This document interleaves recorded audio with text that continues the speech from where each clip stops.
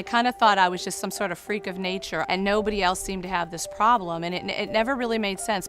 I had tremendous problems with wisdom teeth, nosebleeds, but I never, ever made that connection till I started reading about von Willebrand's. I looked back at my life and went, oh my gosh, I wish I had known this, when I was in high school and middle school, when I had a lot of issues with bleeding. So 32 years had gone by, and I had a disease I was born with, and I didn't even know I had it. Von Willebrand's disease is the most common bleeding disorder. It impacts 1 to 2% of the total population. It can be a very serious disease, and I just think it's important to know you're not alone. And if I share my experience with somebody, just to see them nodding their head, I can't tell you what comfort that gives me to know I'm not the only one.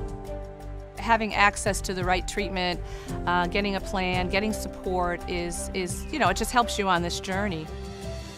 For me, there were days I didn't go to church, there were days I couldn't go to work, there were days I missed a lot of social things. I run a foundation, and 2 times I had to leave because I bled through on gowns at registration. It was humiliating if it's not treated and you don't, take care of it. About 3 years into my career, working with sickle cell, hemophilia, bleeding disorders, and cancer, I woke up one day and my dad was diagnosed with cancer, and 9 hours later my son was. And my emphasis professionally switched from bleeding disorders a little bit more into oncology as well. The One Voice Foundation is a children's charity in Tampa, Florida, and we concentrate on children with cancer and their entire family. Our philosophy is that the entire family is diagnosed, not just the child.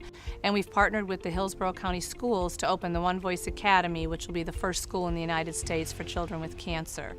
We're opening the school in memory of my son, and the one thing he wanted to do was to go to school. And when I realized how many children were staying home and weren't able to go to school, it kind of made it my life's mission to make sure that gets changed. I just love being able to provide an experience that's away from the hospital and some normalcy in a very abnormal situation. The last thing anybody wants to hear is your child has cancer. I think everybody deserves quality of life. And that's true of any disease, whether it's von Willebrand's, cancer, sickle cell.